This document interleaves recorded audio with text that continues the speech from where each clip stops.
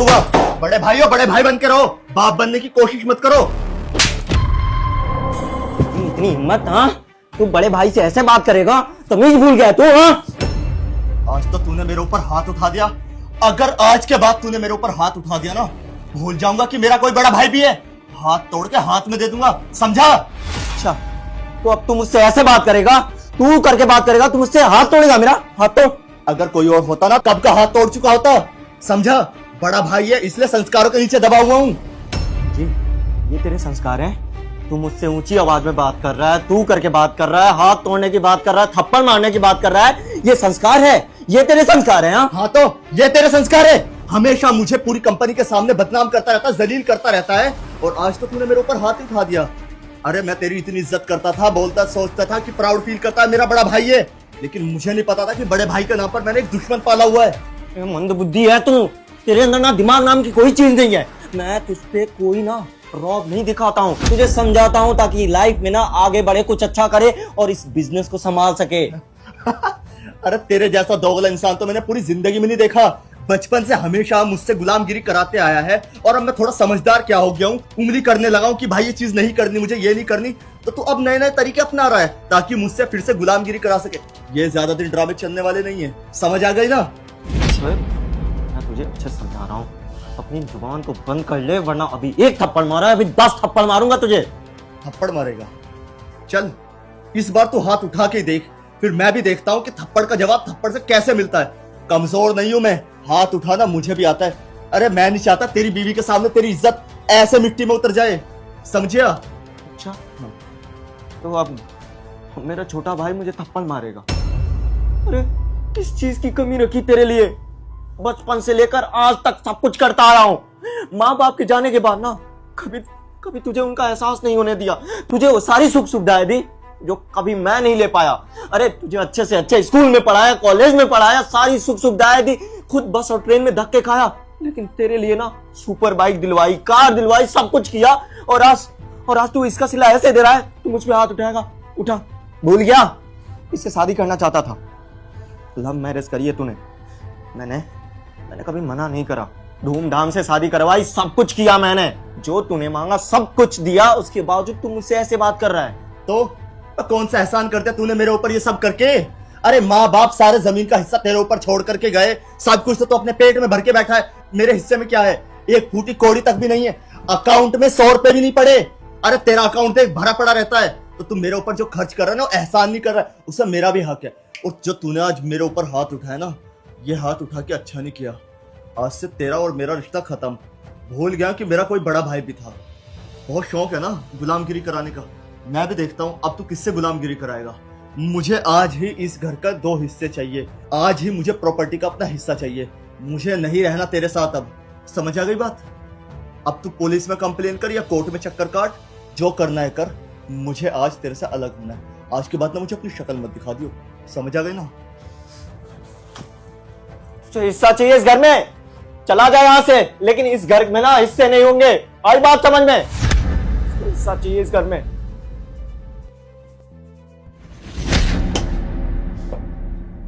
खड़े होकर शक्ल क्या देख रही हो? बैग पैक करो अपना, अब इस घर में हम एक पल भी नहीं रुकेंगे। शोएब, हम कहीं नहीं जा रहे हैं। तुझे दिखाई नहीं दिया? सबके सामने उसने कैसे मेरे ऊपर हाथ उठाया, पूरी कंपनी के सामने मुझे नीचा दिखाता रहता है, जलील करता रहता है, और तू बोल रही कि मैं क्या कर रहा हूं? अब इस घर में बंटवारा होकर ही रहेगा, अब इस घर में हम एक पल भी नहीं रुकेंगे, समझी? बैग पैक कर अपना। शोएब, किस घर के बंटवारे की बात कर रहे हो तुम? ये घर जो ऑलरेडी तुम्हारा है। मेरे नाम?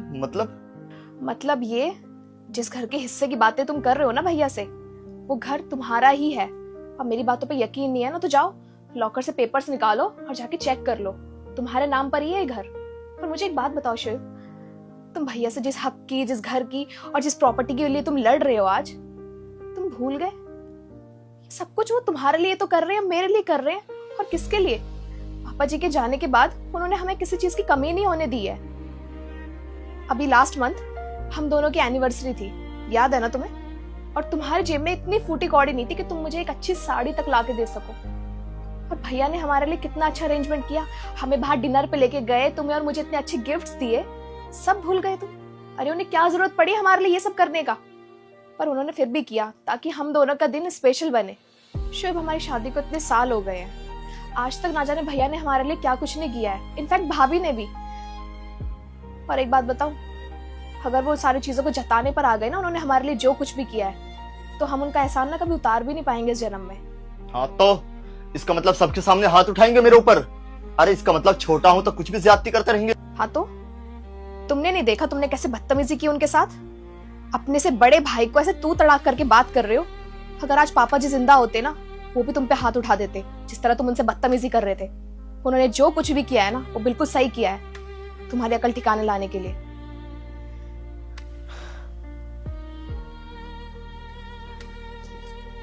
मेरी बात सुनो, वो तुम्हारे बड़े भाई हैं, और अगर बड़े भाई ने हाथ उठा भी दिया तो क्या हो गया? हाँ, अगर पापा होते, अगर वो तुम पे हाथ उठाते तो तुम ऐसे बुरा मानते या घर छोड़ने की बातें करते? कभी नहीं करते ना। उन्होंने आज तक हमारे लिए बहुत कुछ किया है और वो आगे भी करते रहेंगे, ये तुम भी जानते हो। वो कभी नहीं चाहते कि तुम इस घर को छोड़ के जाओ या इस घर का बंटवारा करो। और शोएब, हमारे बड़े बूढ़े कहते हैं ना कि जब दो भाई एक साथ जुड़ के काम करें ना, तो बहुत कुछ कर सकते हैं जिंदगी में।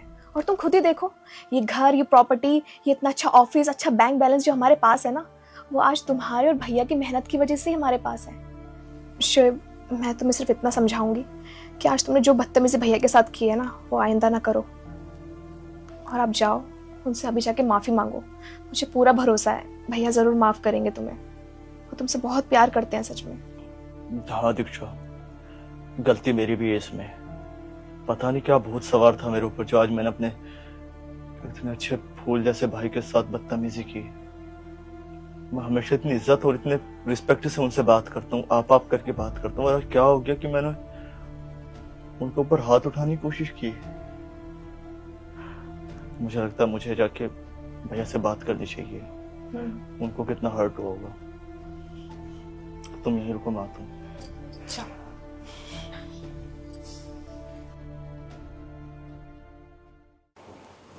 देख रही हो सरीना, जिस भाई को इतने लाड प्यार से पाला मैंने, कभी कभी माँ बाप की कमी महसूस नहीं होने दी। जो भी उसको लाइफ में चाहिए था, उसके मांगने से पहले उसको दे दिया मैंने।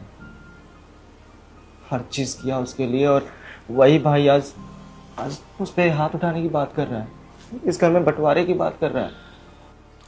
सतीश, मैं मानती हूँ शोएब ने आपसे बदतमीजी करी और उसको ये सब नहीं करना चाहिए था, लेकिन आप ये देखो ना कि वो अभी छोटा है आपसे और आप उससे इतने बड़े हो।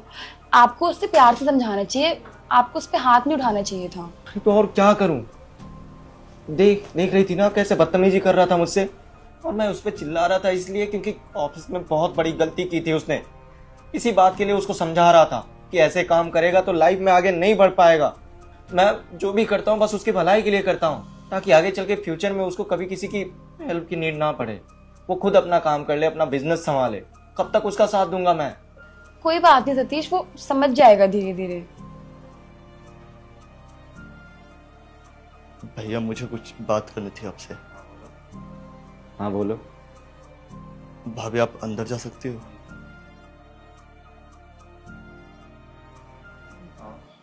बैठ जाऊं? बैठो।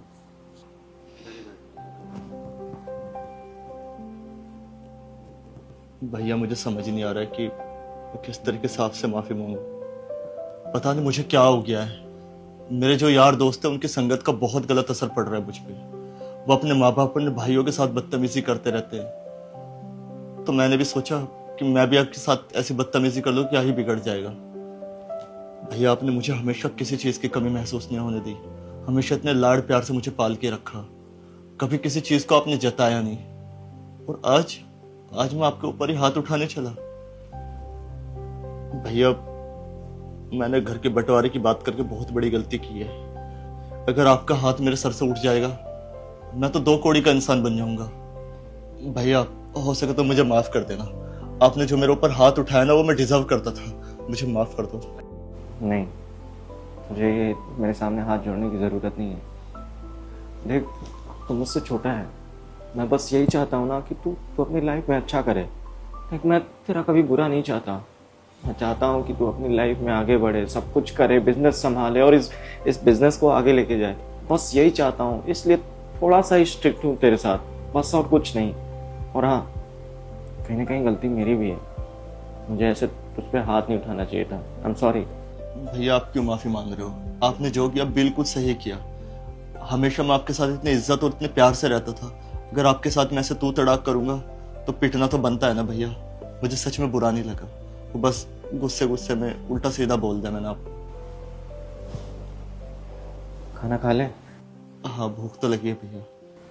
सरीना, खाना निकालो।